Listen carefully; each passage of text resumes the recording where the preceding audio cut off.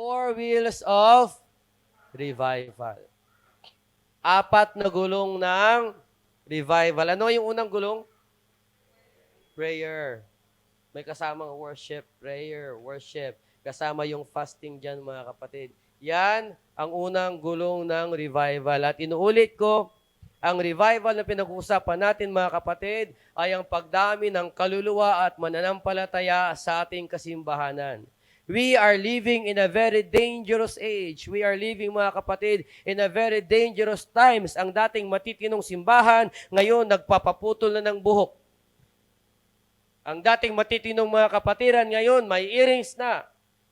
Sabi na isang pastor, mga kapatid, sabi niya sa kanya congregation, ganito, okay lang yung earrings, basta konti lang. Oo, basta maliit lang daw. Basta wag lang malaki. Sipin mo yon. Dating mga pillar of truth ay kailangan nila ng revival. Kailangan nila, mga kapatid. Ang ating pastor, anong ginagawa ngayon sa Italy? Nagre-revive ng mga kapatirang taon nang hindi nagsisimba. Nagre-revive ng simbahan, mga kapatid, na dati 17, ngayon 20 na lang, wala pa sa 20. Why? This world needs revival. Maging pa man sa dating kapatiran, sa dating mananampalataya, o sa mga bagong mananampalataya, kailangan natin, mga kapatid, ng revival, muling pagkabuhay. It's either muling pagkabuhay sa kamatayan, o muling pagkabuhay sa calling, o muling pagkabuhay sa kasalanan, mga kapatid. We need revival. At ito po ang ating kailangang i-discuss, pag-usapan, alamin. Intindihin. Ang number one po dyan is panalangin. Bakit? Maraming simbahan wala ng prayer meeting. Kaya, mga kapatid, sa umaga ng Sunday, ang prayer devotion natin, seryosuhin nyo. Hindi tayo makapag-prayer meeting kasi meron tayong meron tayong Bible school. But we will discuss, mga kapatid, di Pastor Alan, kung anong magagawa, ibalik talaga natin ang prayer meeting. Ibabalik natin. Sa Isabela, every Monday morning, nagpi-prayer meeting talaga kami, mga kapatid. No, nagpi-pray talaga kami. Why? It is because the moment ang ating prayer life mag-decline, lahat magdi-decline. Lahat mawawala. Lahat, mga kapatid, mababawasan. Lahat manlalamig. So, kailangan nating ibalik ang ating prayer life. That's the first will of revival. Ang second will, mga kapatid, ng ating revival is preaching of the word. Yan. Di ba ang cute niya? Tuwang-tuwa talaga ako sa ganyang mukha. Oo. Walang mukha eh. Walang mukha. Parang ang cute niya tingnan. Hindi po pare yan, ha? Saan nga dito? Ito. Yan, okay. Manol ko Manol. Bibira akong gumamit nito. Manol ako eh. Patingin nga. Oh, okay. Oh, praise the Lord. Ayos. Sige. Bibira lang gumamit eh. Nasanay mag-utos. Praise the Lord. No? The second will of revival, mga kapatid, is the preacher. Preacher. Alam nyo, itong malungkot na realidad, kukunti talang gustong maging pastor sa time natin. Maraming pastor ang nagre-resign. Maraming pastor ang nagre-retire. Maraming, mga kapatid, ang umaalis, nawawalan ng gana. Paano magkaroon ng revival kung walang mga ngaral? Paano, mga kapatid, magkakaroon ng kaligtasan ng isang kaluluwa kung walang mga ngaral? We need preachers. Mga katatayan dyan, we need preachers. Mga kananayan dyan, we need preachers. Ang galing-galing mangaral sa bahay. Iparinig nyo sa kapitbahay. Di ba? Mga kabataan dyan, we need preachers. Uy, mga kalalakihang kabataan, we need preachers. O mga kababaihan ng mga kabataan, we need preachers. Kasi ang preacher na tinutukoy ko ngayong umaga, hindi po pastor. Ang preacher na tinutukoy ko ngayong umaga, mga kapatid, ay hindi kagaya namin na palagi naka-coat, palagi nakabarong. Hindi po itong klaseng preacher ang tinutukoy ko. Ang tinutukoy ko na preacher ngayong umaga is yung bawat isa na kayang magbukas ng kanilang bibig at mangaral ng salita ng ating Panginoon. Kasi pag sinabi natin preacher, yung parang ang tingin natin, uy, si pastor yan. Pag sinabi natin preacher, ang tingin natin, uy, si ganito lang yan. Pag inisip natin na salitang preacher, uy, may hawak na mic yan. Diba ganon? Pag inisip natin na salitang preacher, mga kapatid, akala natin yung naka-mic ka agad, con todos formadas, di ba? No, nakabarong, ganon. Yung iba, naka-coat and tie. Ayun yung iniisip natin sa salitang preacher. Tapos pag inisip natin sa salitang preacher, ang inisip natin, yung matagal na sa church, yung pwede lang. Oo, yung mga elders lang. Sila lang yung pwede maging preacher. Pero hindi yan ang preacher na pinag-uusapan natin. Ang bawat isa sa atin, mga kapatid, ay actually pwede maging preacher ng ating Panginoon. At alam niyo kung bakit walang revival masyado? Kasi inaasa natin sa mga pastors lang ang pangangaral. Ano lang ba naman ang kaya namin? Sige nga. Ano lang ang kaya namin? Ngayon mga kapatid, makapangaral ako isang beses sa isang araw, pagod na. Dati kahit 3 times a day, kaya. Mag-preach sa umaga, may bustadi sa tanghali, preaching sa gabi, kaya. Pagka umaga ulit, preaching, kaya. Ngayon, isa na lang, Pastor Charles. Oo, isa na lang. Kaya kunyari ako, kagaya nung nakaraan, preacher ako sa hapon. Yung parang pagod na talaga ako. Bago ako humawak ng mic, naghanap nga ako ng kape, wala lang ako mahanap eh. Parang pagod na, bili akong Gatorade, wala rin Gatorade. Parang pagod na talaga, iba na talaga ang katawan. Partida, 39 pa lang ako. Sabi nila, maaga lang nalanta, pero 39 pa lang. 39 pa lang mga kapatid, pero iba na rin yung lakas. So ano ba naman ang kakayahan ng isang pastor? Anong kakayahan ng isang leader natin like Pastor Alan? Kung mga kapatid, ang pangunawa natin sa preaching ay sa mga pastor lang at sa mga elders lang. Hindi po ganun ang preaching. Ang preaching po ay kayang gawin ng bawat isa. Pinapahirapan kasi natin ang ating sarili sa pag-unawa ng salita.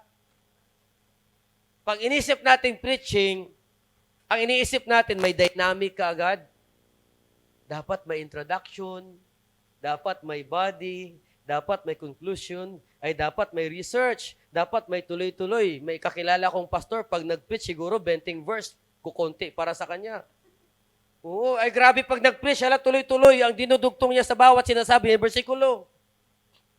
Magaling, hindi ko kayang gawin. Ganun ang akala natin sa preaching. Tapos dapat akala natin sa preaching, medyo kailangan malalim talaga. May pag-Greek word pa yung iba, di ba? Hindi po ganun ang preaching. Ang preaching ganito, may salita ka ng Panginoon, shinare mo sa tao. Preaching yun. Kailangan mo ba ng coat and tie dyan? Kailangan mo ng korbata dyan? Kailangan mo ba ng blazer dyan? Hindi mo kailangan mo ba magbarong, Brother JC? Hindi mo kailangan. Ang kailangan mo dyan, may bibig ka at may kapal ka ng mukha na buksan ng bibig mo at kausapin ng katabi mo. Yan ang kailangan mo. And imagine mga kapatid, kung yung bawat isa sa atin, no, mamaya manghingi, Lord, pakapalin mo mukha ko, ganun. Oo. Kasi sa ibang bagay, makapal naman mukha natin eh. Di ba? Oo, pinapagalitan ka ng nanay mo doon sa utos na pinapagawa sa iyo. Kapal ng mukha mo, di ka gumagalaw eh. Lakas pa ng trip mo, mamaya na na, di ba ganon? Sa trabaho nga, kailangan natin kapal ang mukha natin, makapagbenta lang tayo. Di ba ba, Jess? Wala kang choice eh. Lalapitan mo, hindi mo kakilala, at mag-act as if magkakilala kayo. Hahawakan mo pa ang balikat, parang close kayo. Uy, naranasan ko yung mga kapatid, lalapit ka, titingnan ka lang taas noo habang may ginagawa. Wala ka magawa, tatayo ka lang talaga. Tapos kakausapin mo, kahit na hindi ka sinasagot, nandoon ka lang sa gilid, paglingon, ngingiti ka ulit. Hanggang sa makuha mo lang yung loob at attention niya para bumili lang sa'yo, gano'n. Kinakapalan natin mukha natin sa ibang bagay. Mga kapatid, ngayong umaga, we need revival. At ang bawat isa ay kailangan natin, mga kapatid. Kailangan natin na maging preacher. Kailangan natin ng mga ngaral. Kaya walang mukha yan kasi nasobrahan ng kapal. Wala nang hiya-hiya. Naramdaman ko rin naman yan. Na para nakakahiyang lumapit sa hindi mo kakilala. Di ba, Sister Juliet? Nakakaya naman eh. Talaga lumapit sa hindi mo kakilala. Pero maniwala kayo, mas nakakahiyang mag-Bible study sa kakilala nyo. Pag hindi mo kakilala, Ay, kahit na magkamali ka na sabihin, pag alis mo, okay lang. Pagpraktisan nyo, yung hindi nyo kakilala sa park, lapitan nyo, tabihan nyo. Pagpraktisan nyo, okay lang. Pag alis nyo, hindi ka na nga kakilala nun eh. Ay, subukan mong gawin sa kakilala mo yan. Pagtatawanan ka pa. Maualala pa lahat na sinabi mong mali. At siya, parang mas mahirap mag-Bible study sa pamilya, no? Parang mahirap na mag-Bible study tayo sa bahay. Parang mas mahirap siyang gawin. Pero mga kapatid, ito yung pinapanalangin ko sa Panginoon ng bawat isa sa atin. No? Ay medyo kumapal ng konti ito. At kailangan nating maintindihan in this end time revival, ang kailangan natin, hindi magagaling na pastor na mangaral. Given na yan. Ang kailangan natin mga kapatid, hindi yung magagaling mag-MC dito, kumanta dito. In this end time revival, ang kailangan natin, ang bawat isa na mag-participate at magsabing, sige pastor, ako yan, magiging preacher ako. Ano ngayon kung bulol? Tama? Ano ngayon pag nagsalita ka dito mga kapatid, minsan ang AE, ang FP, ang VB, o ano ngayon? Inaintindihan pa rin naman yan eh. Yung preacher nga kahapon mga kapatid sa church na pinuntahan ko, Bisaya. Yung kanyang language, English, Bisaya. Ang nakikinig, Cebuano. Tagalog pala. So kailangan niya magtagalog. Thank God sa online, nagtatagalog siya, kaya medyo sanay siya. Sabi ng host pastor, Pastor, gusto mo interpret kita? Hindi pala siya sanay sa interpret, pero nahiya siyang umayaw. Sige, pastor. Nung magsalita na siya, dapat bibisayain na niya, di ba? Kasi Bisaya siya eh. Nagtagalog siya. Sige siya. May mag-interpret pala na Bisaya, nagtagalog para sa akin. Isang sentence, nagbisaya siya, tinagalog. Yung kadugtong, tinagalog niya, binisaya. Kaya nakakatawa yung service namin kahapon. Preacher ng Tagalog, bibisayain. Preacher ng Bisaya, tatagalogin. Yung pambihira, nasa likod kami, kamot ulo kami. Ang gulo-gulo.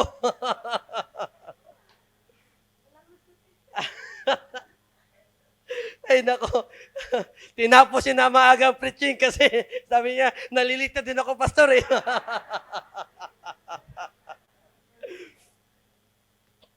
Di ba ano ngayon? Kung medyo bulol ka, naalala ko si Brother Junji, pinagtripan ko. Saan si Brother Junji? Pinagtripan ko to. Oo, sabi ko, outreach tayo, sama siya. Nagtitrip talaga ako mga kapatid sa mga first time kong kasama. Daan kami sa isang bahay, yung malapit sa Harvard ba yun? Harvard yun, no? Harvard. Lapit na ako, magandang hapon po. Pwede po ba kayo magbahagi ng salita ng Panginoon? Umuo yung pamilya, yung babae. Upo na kami. Ngayong hapon po pala, si Brother Junji ang mag-share. Akala niya sabit lang siya.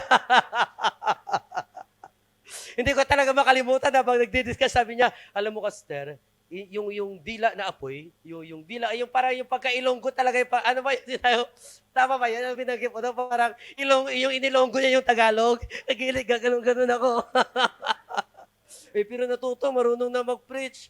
Marunong na mag-Bible study. Why? Kasi nagsimula sa hindi marunong. Kailangan natin mga kapay buksan ang ating kaisipan. Ang dami ko ng mga kapatid na gawa ng ganyan. Sino gusto sumama sa akin mag-outreach? We need preachers. Now, ito, basa tayo. Romans chapter 10, verse 14. How then shall they call on him in whom they have not believed? And how shall they believe in him of whom they have not heard? And how shall they hear? Everyone say, hear. Without a preacher. Makakarating ka ba sa church kung walang may nagsabi sa'yo? Inuulit ko, ang salitang preacher ay wag natin i-equate sa salitang sermon. Ang ginagawa ko ngayon, sermonizing ito. Okay? Ito, sermonizing ito. Nangangaral ako sa inyo mga kapatid bilang isang pastor. Hindi ako nangangaral bilang isang evangelist na i-inspire ko kayo at papaworship. Hindi ganoon. I am doing a sermonizing right now. Hindi po ito ang equivalent ng salitang preacher. Ang salitang preacher ay ang tao na nag-share ng salita ng Diyos. Masyado nating itinaas kasi ang word na preacher, kaya parang maraming feeling unqualified. Parang maraming feeling mga kapatid, hindi kaya. Pero simple lang po ang kailangan ng mundo. Kailangan lang nila makarinig ng salita ng Panginoon para meron silang mapaniwalaan. Paano sila makarinig kung hindi mo bubuksan bibig mo? How shall they hear? Hindi yan sinabi without a pastor. Ang nagdala sa akin sa church, hindi pastor. Ang nag-Bible study sa akin, hindi pastor. Ang nagbaptize sa akin, hindi pastor. Without a preacher. Now, tingnan natin mga kapatid ang stages ng salvation. Kailangan muna may preaching. And then may hearing. And then may believing. And then may calling. Ganito pong stage niyan. Dapat talaga, para ang tao makarating sa kaligtasan, ay merong lalapit sa'yo. Tapos magpipreach. Ang ginawa nga sa akin, hindi preaching eh. Invitation lang. Brother Panggoy, sama ka sa Bible study. O di sumama ako. Pagdating ko doon, nakinig ako, may nag-preach. At dahil may nag-preach, mayroon akong narinig. Kaya pakiusap ngayong umaga, makinig. Kasi baka mamaya, uuwi ka, wala ka pa rin alam ng topic natin. Sayang mga kapatid. So dapat, meron munang preaching. And then, after na merong preaching, ang nakikinig ay merong hearing. Bakit? Ang kaya mong paniwalaan ang bagay na narinig mo. The Bible says, faith cometh by hearing, and hearing of the Word of God. Example, si blind Bartimaeus, paano siya nagkaroon ng faith, hindi niya nakita si Jesus? Narinig niya. Ang babae, mga kapatid, na 12 years lang dinudugo, paano niya naisip na hahawak ako kay Jesus, gagaling ako kasi may narinig siya. It is very important na may naririnig ang tao. So para may marinig ang tao, kailangan may mangaral. Now, how can we expect revival kung ang pangangaral ay ilalagay natin sa kakarampot na tao sa church? Walang revival dyan. Anong gagawin natin ngayon? Dapat lahat tayo mag-effort. Bakit? Yung bagay na narinig ng tao ay papasok sa kanyang puso at magkakaroon siya ng pananampalataya. At dahil may pananampalataya ang tao, matututo siyang tumawag sa Diyos. Ang tao hindi luluhod sa pagsisisi kung hindi niya pinapanampalatayahan ang Jesus na narinig niya. At para makaluhod siya dyan, at para mapaniwalaan niya ang Jesus na yan, at para matawag niya yan, dapat may marinig muna siya. Pero para may marinig siya, dapat may mangaral muna. Ladies and gentlemen, napaka-importante na ang bawat isa sa atin ay maintindihan ito. The second will of revival na magdadala ng maraming tao pabalik kay Kristo ay hindi po magagaling na evangelist at hindi po magagaling na kapastoran. Ang kailangan natin ay ang bawat kapatiran na tumanggap ng hamon na ang bawat isa ay magiging mangangaral, magiging preacher ng salita ng ating Panginoon. Simple lang naman po ito eh. I-share mo lang, ano bang dapat natin i-share? What should we preach? Yan lang oh. Hindi mo kailangan mga kapatid ng 100 verses para dyan. Sino nakakaintindi ng gospel? Taas ang kamay. Naintindihan mo kung ano ibig sabihin ng gospel? O, isipin nyo. Kung naintindihan mo, ma-share mo. Kung hindi mo maintindihan, wag mong i-share. Si labo-labo yun. Alam mo yung gospel, brother? Ganun. Ano yung brother? Alamin natin sa bahay. Itanong natin kay pastor, ganun. Labo-labo yun. Sino dito ang 3 taon na sa church? Taas ang kamay. Panigurado, alam nyo na ang gospel. 3 taon na kayo eh. Sino dito ang 5 taon sa church? Taas ang kamay. Oh, Sister Marivic lang. Sino dito ang 1 taon pa lang sa church up? Yung 1 year and up sa church, taas ang kamay. Ang iba sa inyo, bugos? Sino dito ang kakabaptize lang? Taas ang kamay. Ayun, si sister. Ilang buwan ka pa lang sa church? Ilan daw? 6? 6 months. Ano pangalan mo, Steph? Ikaw yung may bisita. Okay. Sorry maniwala ka, hindi ko nakilala yung mga karamihan ng kabataan dito. Yung mga taga Bulacan, tsaka ibang mga bagong kabataan, hindi ko na talaga kilala. Problema namin ni Pastor Alan parehas kasi mag-alala ng mga pangalan nyo. Alam ko, pag pogi, taga-Batasan yun. Pag maganda, taga-Batasan. Yun na lang. Wala na ibang usapan. Ikaw ba magpapabaptize ka na hindi mo naiintindihan ng gospel? Ha? Nung nagpabaptize ka ba, naiintindihan mo ang gospel o hindi? Naintindihan mo? Tama? O naintindihan mo, kaya mong i-share. Kasi kung nagpabaptize ka na hindi mo naintindihan, hindi mo kayang i-share. Pero dahil nagpabaptize ka at naintindihan mo, kaya mong i-share, hindi. Kasi pinapahirap natin ang ating pagtawa ng salitang preach. Simple lang naman po mga kapatid mag-share ng gospel. Ganito lang kasimple yun, no? Uy, alam mo ba, namatay si Jesus para sa kasalanan natin. Ganun lang. At alam mo, para yung kamatayan niya, gumana sa buhay natin. Pagsisihan natin yung kasalanan na dahilan kung bakit siya namatay. Tama ba? O ituro mo sa kanya, ganito magsisi, oh. Hindi yung iyak-iyak ka lang. Yung magbabago ka talaga. Yung ayusin mo yung buhay mo, ayusin mo yung isip mo. Tapos, para yung kasalanan na yan, mawala sa atin, pinagsisihan natin, dapat hugasan tayo ng kanyang pangalan sa tubig. Ganun lang mag-share ng gospel. Hindi yung parang ngayong umaga, ang isi-share ko sa iyo, the plan of salvation through the wilderness journey. Hindi kailangan yun. Di ba? Meron sa inyo, pag nag-Bible study, gusto yung 5 ways of salvation, i-discuss sa nakikinig eh. Inuubos mo muna. So ngayon, ito muna tayo, the born again process. Pag hindi pa nag-decide, dudugtungan mo pa yung mga kapatid, Acts 2:38, hindi ganun mag-share. Huwag nating pahirapin, mga kapatid, ang pangangaral ng salita ng Panginoon. Kaya tayo hindi qualified feeling natin. Kaya tayo nahihiya. Kaya tayo, mga kapatid, nag-aalangan kasi feeling natin mahirap. Hindi tayo marunong. Simple lang po. Gospel. Huwag ka munang mangaral na parang nagpipreach ka doon sa kapitbahay mo. Huwag yung nagba-Bible study ka lang, mga kapatid, may acrobat ka pa, may props ka pa. Diba? O saglit lang hanap ka man ng props, ganito tayo, tapos, diba? Huwag ganun. Simplihan natin ang pangunawa natin ng preacher.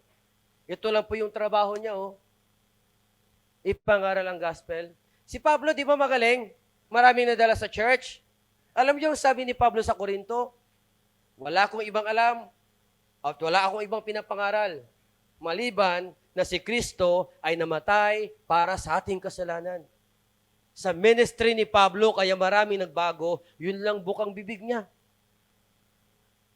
Yun lang. Tayo kung saan na tayo nakarating. Umabot ka na nga ng revelation. Maganda yun, panakot. Style ko rin yun. Diba? Kung saan na tayo mga kapatid napupunta. Pero ang pinaka-the best talagang ipangaral, ito lang Ito lang. Alam niyo kung bakit ini-encourage ko kayong mangaral? Kasi hindi namin kaya puntahan mga bahay niyo lahat. Ang Bulacan, malayo. Hindi rin namin kaya puntahan ng mga school niyo lahat. Hindi rin namin pwedeng kausapin lahat ng kaibigan niyo. Pero kayo, kaya niyo silang abutin. Na kung maghihintay kayo na mayroong elder sa church para makapunta sa lugar niyo, para maipangaral puting balita. Kailan yun? Pero kung yung bawat isa magkaroon ng initiative na mangaral na ikaw mismo, ay kahit na bukas, magagawa mo yun. Kailangan natin mga kapatid ng preacher. We need to preach the gospel. Bakit mga kapatid, gospel? It is God's power to save. Makinig kayo. At na gano'n nyo kagaling mangaral tungkol sa goodness of God, favorite pa naman natin kanta yun. Diba? I will sing All my life, you have been faithful. Favorite natin yan. Goodness of God. At kahit na gaanong testimony, ikwento mo dyan. Kahit na gawa ka pa ng sarili mong kwento, alam mo, brother, kagabi namatay ako. Ganon. Tapos kinausap ako ng Panginoon, sabi niya, bumalik ka. Kausapin mo si Joseph. Ganon. Kaya kita hinanap talaga Joseph eh. Ganon, kahit na gawa ka ng kwento, hindi yan maliligtas sa kwento mo. Kahit pakainin mo yung linggo-linggo para lang isipin niya mabuti ka, may good works ka, hindi yan maliligtas doon sa kanin na kinakain niya galing sa'yo. Kahit na ilibre mo yan, mga kapatid, ng pamasahe kung saan man kayo pumunta, hindi yan maliligtas dyan. Ang makakaligtas sa tao, ang pangangaral ng mabuting balita. It is God's power to save. Romans chapter 1 verse 16. For I am not ashamed of the gospel of Christ, for it is the power of God unto salvation. Makinig kayo. Ang galing naming mangaral dito, ang galing ni Pastor Arnold mangaral dito, hindi ito makakaligtas sa tao. Ang makakaligtas sa tao, ang pagturo ng mabuting balita. Ano ibig sabihin? Kayang-kaya niyong gawin lahat. Kayang-kaya niyong gawin. Hindi namin kailangang pumunta doon sa mga lugar nyo para mga kapatid gawin ito. Kayang-kaya nyong gawin. At isipin nyo palagi, tuwing binibitawan mo yung gospel, ang kapangyarihan wala sa'yo. Bakit? Ito guys, makinig. Feeling natin, pag nag-Bible study ka, nasa'yo ang kapangyarihan para maligtas o masave o mag-decide siya. Wala po. Alam niyo ang realidad? Pag nag-Bible study ka, daluyan ka lang ng salita ng Diyos. Bakit? The Word of God itself is alive. Tutubo yan sa pusong maayos. Mamamatay yan sa pusong bato. Ganun yun. So huwag kang masyadong mag-worry na ito, pag kinausap ko ito, pag hindi na naglingkod sa Panginoon, parang hindi ako marunong. Huwag ganun. Siyempre, may self-check yun. Pero kadalasan, mga kapatid, pag nag-Bible study ka, yung parang hindi nakikinig, sila pa yung nagdi-decide. Ganon. In my experience, kunyari, merong 5 kang kaharap, dito ka talaga tumutok kasi ito mabait, ito walang bisyo, ito parang maayos. Pag nag-Bible study ka, yun yung hinaharap mo, kinakausap mo. Kasi akala mo siya talaga. Maniwala kayo, kadalasan yung mga mukhang mabait, sila yung ayaw sa Diyos. Sila yung parang ayaw magbago kasi ang tinu-tinu ng tingin sa sarili para hindi kailangan ng tulong ng Panginoon. Yung mga tao, mga kapatid, na parang mabisyo, yung mga tao na galing sa kasalanan, sila pa yung na-bless. Marinig nila, oy, pwede palang mapatawad kasalanan ko. And you know, mga kapatid, isa sa dahilan kung bakit kailangan natin mangaral? Kasi ganito ang Panginoon pag nag-work. Kakatok ka sa pinto na to, may ibang pinto na magbubukas para sa iyo. Ganun ang Panginoon mag-work. Iikot ka sa lugar na ito, may makaka-convert sa lugar na yun. Magbabible study ka sa bahay na ito, may makaka-convert sa kapitbahay. Kakausapin mo yung isang kaklase mo, yung isang kaklase mo sasama sa iyo. Ganun ang Panginoon mag-work. Na minsan, akala mo ito yung pinto, pero hindi pala yun. Ang hinihintay niya lang yung effort mo, na susubukan mo, na mangaral ka ng salita ng ating Panginoon. And we need preachers in our time. Kailangan natin ng mga ngaral. Why? It is because it is God's power to save. Kahit na mag-acrobat ako dito, mga kapatid. Hawakan niyo maigi yung mga mata niyo na wag sumara, ha? Kahit na mag-acrobat ako dito at mag-speak in tongue ako dito, hindi maliligtas ang tao. Yung isang pastor na preacher kahapon, ang galing kumanta. Ang galing talaga, nakakaingit. Ay, magaling talaga, mga kapatid. Masasabi mo talagang suwabe talaga. Pero kahit nakantahan ko kayo ng kantahan dito, mga kapatid, boses Gary V, hindi kayo maliligtas. Why? Ang gospel lang po ang may kapangyarihan na iligtas ang tao. That is why, wag mong i-invite ang tao sa church dahil maganda ang church. Uy, punta ka sa church, magaling ang preacher namin. Uy, punta ka sa church, komportable doon. Uy, punta ka sa church, magaling ang singers. That may be true, mga kapatid, pero hindi yan ang magliligtas ng tao. Ano ang kapangyarihan ng Diyos para iligtas ang tao? Gospel. Ibig sabihin, tayo yun. Lahat na may bibig dyan, say amen. Sabi ng Bisayang pastor kapon, mga kapatid, ang ating mga baba, mga kapatid, ang bigyan sabi ng ating mga bibig. Sabi ko, baba. Ang ating daw mga baba.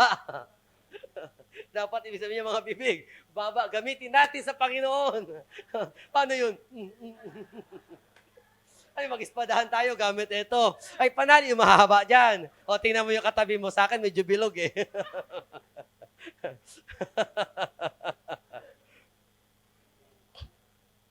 Now, makinig. Malapit ako magtapos. Somebody must take the stand. Alam niyo, Acts chapter 2, verse 14, ang sabi ng Bible dyan, then Peter, standing with the 11. Ano ibig sabihin? Di ba may worship? May gulo, may ingay. May mga nagtanong. Kailangan talaga may tumayo para magpaliwanag. Now, ikaw, sa bahay mo, sa school mo, sa trabaho mo, sa pamilya mo, sa kaibigan mo, responsibilidad mo yung tumayo para dyan. Somebody must take the stand. Huwag kayong maghintay na ibang gumawa nito. Isipin nyo na lang, sa dami ng confusion doon sa Acts chapter 2, kung hindi tumayo si Pedro, kung walang tumayo, ano mangyayari doon? Matatapos ang araw, 120 lang yung ligtas. But because somebody stood up, the Lord added to the church 3,000 souls. Dahil may tumayo. At ako mga kapatid, nabibless ako sa ating kapatid na si Brother June. Why? Dahil tumayo siya para sa isang church na nanghihirapan na. Dinala ko lang siya doon, pinakita sa kanyang kalagayan, in-explain sa kanya. Pag-uwi namin, sabi ko sa kanya, willing ka? Sabi niya, Pastor, magpabalik-balik dito. Hindi namin kaya to. Kailangan kami manatili dito sa kalagayan ng church. Alam mo sagot ng mama? Yes, Pastor. Ganun. Ganun. Why? Kasi kailangan may tumayo doon. Pero more than sa isang church, kailangan tayo tumayo mismo sa mga pamilya natin, sa mga circle of friends natin, sa mga schoolmates natin, lalo sa mga kaklase natin, sa mga katrabaho natin, mga kapatid. Dapat tumayo ka talaga kasi may confusion dyan sa isip nila. Meron dyan mga tanong, may mga kalituhan sa isip nila, at may mga kasalanan dyan sa buhay nila. And we need to take the stand. Bakit? Kung hindi ka tatayo at magpaliwanag, paano sila? We need the preacher. Ang inuulit ko mga kapatid, hindi mo kailangan maging pastor, hindi mo kailangan tawaging elder mga kapatid, kasi kami nagsimulang mangaral, walang titulo. Bagong-bago sa church, after mabaptize, nakakita ng kaibigan, sama ka sa akin, mag-usap tayo sa salita ng Panginoon. Hindi kilala sa church, hindi ako kikilala ng pastor ko, hindi ako kilala ng ibang kapatiran, but I started sharing the Word of God. Why? Kasi ang pagkaintindi ko, walang title na hinahanap para sa isang mangangaral ng gospel. So let us stop putting qualifications, mga kapatid, para makapangaral ka ng salita ng Diyos. Hindi kailangan matikas ka, hindi kailangan matalino ka na. Ang kailangan lang may bibig ka na willing mong buksan at may puso ka na willing mong i-share ang gospel na pinag-uusapan natin. Somebody must take the stand. Naintindihan niyo ba ang pinag-uusapan natin today? Kasi ito ang mensahe, mga kapatid, na hahanapan talaga natin ng resulta. Bakit? Ang response nyo dito, makikita talaga. Ang response nyo sa message na ito, makikita talaga. Ang response nyo sa prayer, pwede hindi po makita eh. Pwede nyo pang sabihin, Pastor, nagpipray ako para hindi mo makita, nagtatago. O pwede ganun. Diba? O pwede rin tuwing makita nyo kami, nandiyan si Pastor, pray tayo. O ganun. Pero mga kapatid, ito ang response dito sa message na ito. makikita at makikita talaga. Magiging evident. And I am really praying na kung may mensahe man kapatid, na panghawakan natin sa buhay natin, para mga kapatid, sa mga narinig nyo sa akin, let it be this. Be the second wheel of revival. Be the preacher of the gospel. Ano ngayon kung yung pastor ang sikat pag may nabaptize sa church at hindi ikaw? Ano ngayon mga kapatid kung yung pangalan mo hindi nababanggit kahit na marami ka nang nadala sa church? Ano ngayon ang importante ikaw ginagawa mo, trabaho mo? I want to have revival. That's why I want to be a preacher of the gospel. Kasi kadalasan, marami sa atin gusto ang revival, pero ayaw namang gumalaw. Ano sabi ng ating text, mga kapatid, last conference? If you go and bear fruit, there must be going. There must be a decision. That's why today, mga kapatid, I am imploring in your hearts. I am beseeching you. I am asking you, be the second wheel of revival. Be the preacher of the gospel. Take a stand. Take a stand. Sister Nikki, makinig ka. God can use you in your school. Hindi ko alam kung ilang taon ka na, but regardless of your age, God can use you in your school. Sister Nicole, God can use you in your school. Mga brothers, God can use you in your school if you take a stand. The moment tumayo ka lang at manatili kang mangaral ng gospel, magugulat ka na lang kapatid. May isang maniniwala sa'yo, may isang sasama sa'yo, may isang didikit sa'yo, and before we know it, ang mga simbahan natin mga kapatid, mapupuno na ng mananampalataya. It is because there are people like you, there are brothers and sisters like you that will take the stand and preach the gospel. Let's take the stand.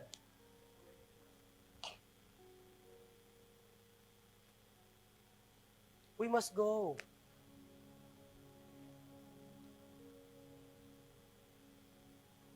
Tama na mga kapatid na pampainit na lang tayo palagi ng ating puwet sa mga upuan. Inuulit ko sana kung may mensahe man ng Panginoon na binigay sa inyo sa pamamagitan ko, na talagang isabuhay niyo mga kapatid, let it be this message. Hindi po namin kakayanin ng revival. Wala pong revival na isang tao lang ang gumagalaw. Wala pong revival mga kapatid na isang tao lang ang makikita mo na ginagamit ng Diyos. Wala pong ganun. Kadalasan yan ganito, may nagsisimulang tumayo, and then may mahahawa, Brother Mar, and then may mahahawa, listen my friend, imagine ko ang mga kaibigan mong engineers, ang mga tao mong engineers, ang mga tao mong technician, makausap mo, masyiran mo, madala mo dito. Imagine. Kung anong kaya, kamo sa shake ba? Imagine kung anong kaya natin gawin, mga kapatid, sa kapangyarihan na tulong ng Panginoon, kung ang bawat environment natin, ang bawat circle natin ay tatayuan natin at sisiran natin at papangaralan natin. Imagine! Let us stop praying for revival. Let us start working on it. Kahit na anong panalangin natin, kung ang mga bibig natin manatiling naka-zipper, mga kapatid, ay walang may mangyayari dyan. Bakit? Hindi mangangaral ang anghel para sa atin. Sa Bulacan, hindi kaya ni Brother Just yan. Brother Justin, makinig ka. Can you look at me, Brother Justin? Makinig ka. Ang Bulacan, hindi kaya ng isang tao. Hindi kaya ng isang tao. Walang church na kinakaya ng isang tao. Take a stand. Take a stand. Ang Montalban, kakayanin ba ng pabalik-balik lang ni Brother Lawrence, Sister Jubel? Hindi. Somebody from Montalban, Brother JR, must take a stand. Must take a stand. And we must decide to go. Yung tambay natin sa ating mga bahay, tigil-tigil na natin. Amen. Alam ko maganda mag-relax, pero ang relax natin mga kapatid, minsan, isang linggo tayo nagre-relax na wala tayong may nagagawa sa Panginoon. Itigil-tigil na natin. Let us begin to go! Maging mindset natin. Huwag tayong maging Lot. As I close today, huwag tayong maging Lot. Pumunta ka sa lugar, walang may nagbago. Umalis ka na lang sa lugar, walang may nagbago. Huwag tayong ganun. Nasa kumpanya ka, 5 years ka na. Hindi ka nila nahawaan. Matino ka, faithful ka sa church. Pero paalis ka na lang, wala ka pa rin may nahawa. Huwag tayo ganon. Let us go. Let us take a stand. Anong tanong mga kapatid ng Panginoon kay Isaiah? Whom shall I send? Who shall go for us? Yun ang tanong. Sino ang aking ipapadala? And today, I want to end this with a verse. Pwede ba natin ma-post dyan? Jeremiah chapter 51, verse 20. Makinig kayo mga kapatid kung gaano kayo kahalaga sa Panginoon. Kung gaano kahalaga ang pagiging mangangaral sa Panginoon. Jeremiah chapter 51, verse 20. I love this verse. Nung narinig ko ito, sabi ko, wow! Kaya pala kinakatakutan ng kaaway. Kaya pala mga kapatid, natitreaten siya pag binuksan mo ng bibig mo. Sa papuri, pagsamba, at sa pagbabible study. Pag binuksan mo ng bibig mo ng mga bagay na patungkol sa Panginoon, natitreaten ng kaaway. Why? This is what the Bible says. Babasahin ko habang pinupost nila dyan mga kapatid. Thou art my battle axe and weapons of war. Ang kausap niya, Israelites. Sabi niya sa mga Israelites, kayo yung aking weapon of war. Sabi niya sa mga Israelites, mga kapatid, kayo ang aking battle axe. Kasi sa kanilang time, yun yung gamit nilang weapon, axe, tsaka sword. Sabi ng Diyos, mga kapatid sa Israelites, you are my battle axe. Ang bawat tao, halika nga dito, Brother Jess. Ang bawat tao, kagaya ng taong ito yung pangtapas ng Panginoon doon. Ito yung pamputol ng Panginoon sa Bulacan. Ito mga kapatid, yung panira ng Panginoon doon sa Kingdom of Devil sa Bulacan. Ito yung battle axe ng Panginoon doon. At ang sabi ng Bible, siya yung weapons of war. Naghahanap kayo mga kapatid kung paano matalo ang Kingdom of the Devil. Tingnan nyo sarili nyo because God is calling you as His weapons of war. The moment buksan mo lang ang bibig mo, are you listening to me today?